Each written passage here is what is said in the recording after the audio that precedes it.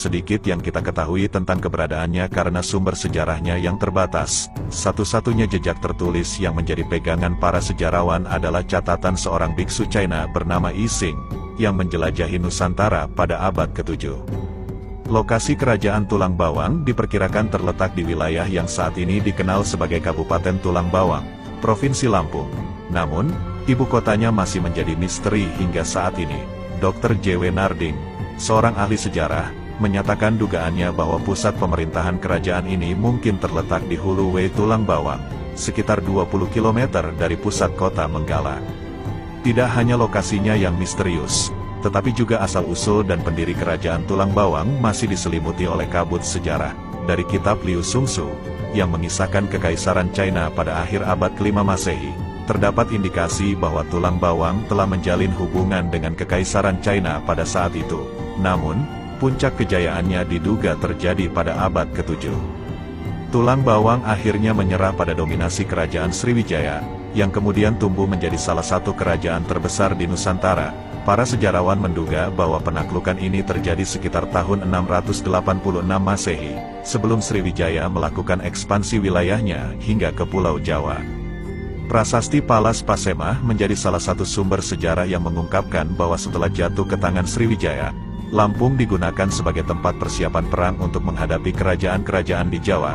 Meskipun lokasi pasti kerajaan Tulang Bawang masih menjadi tanda tanya, ada beberapa sumber sejarah yang menguatkan eksistensinya pada abad ke-7 dan hubungannya dengan Sriwijaya. Abad ke-7 Masehi adalah masa keemasan bagi banyak kerajaan di Nusantara, dan salah satunya adalah kerajaan Tulang Bawang. Meskipun saat ini cenderung terlupakan dalam sejarah, kerajaan Tulang Bawang memiliki peran penting dalam perjalanan waktu. Tidak banyak yang diketahui tentang asal-usulnya, tetapi diperkirakan bahwa kerajaan Tulang Bawang berdiri sebelum kerajaan Sriwijaya, yang kemudian tumbuh menjadi salah satu kerajaan terbesar di Nusantara. Namun, akhirnya, kerajaan Tulang Bawang harus menyerah kepada dominasi Sriwijaya. Sriwijaya, yang berpusat di Palembang, adalah kerajaan besar di Sumatera pada masa itu. Selain itu, Sriwijaya juga menjadi pusat pengajaran agama Buddha terbesar di Asia Tenggara pada zamannya. Kekuatan dan pengaruh Sriwijaya terasa di seluruh Nusantara.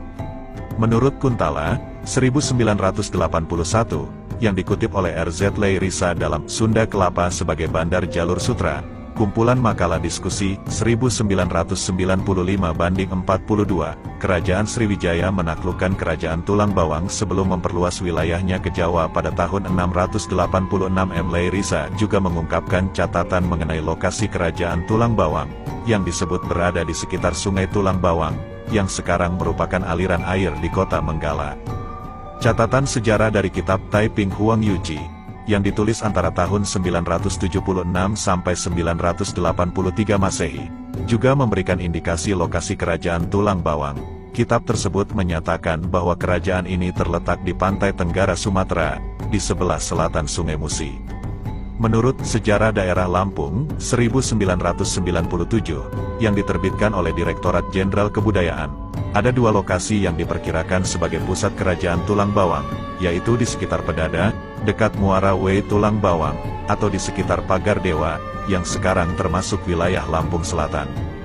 Selain itu, menurut L.C. Damais, yang dikutip dari buku Sejarah Indonesia, 2014/143, yang disusun oleh Amurwani Dwi dan rekan-rekannya, Tulang Bawang juga disebut dalam Wu Peiji, Petunjuk Pelayaran dari Cina. Disebutkan bahwa kerajaan Tulang Bawang terletak di pesisir atau tepi pantai. Damais bahkan menyebut kemungkinan bahwa kerajaan Tulang Bawang berlokasi di tempat yang sekarang dikenal sebagai Umbul Bawang, yang terletak di wilayah Kabupaten Lampung Barat. Meskipun kerajaan Tulang Bawang mungkin telah lenyap dari peta sejarah, upaya para sejarawan dan peneliti terus berlanjut untuk mengungkap misteri di balik kerajaan ini.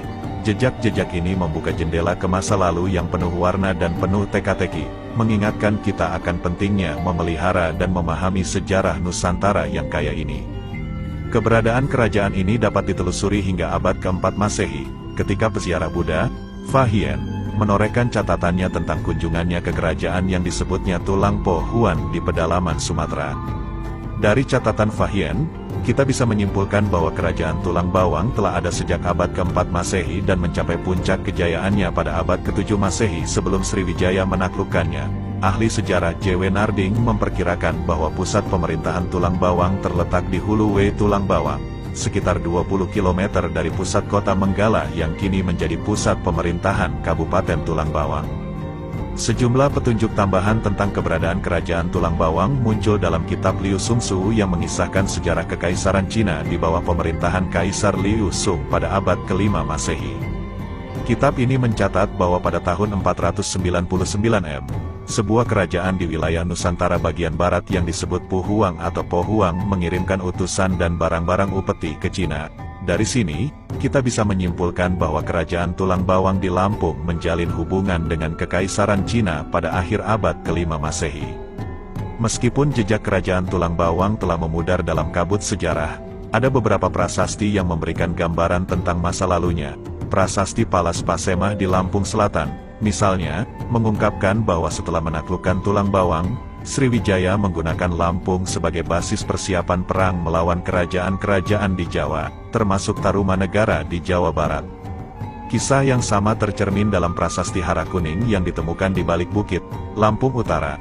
Prasasti ini dianggap seumur dengan prasasti Palas Pasemah. Selain itu, prasasti Batu Bedil yang terletak di Batu Bedil Hilir, Kecamatan Pulau Punggung, Kabupaten Lampung Selatan, meskipun rusak, memberikan petunjuk tambahan tentang kerajaan Tulang Bawang.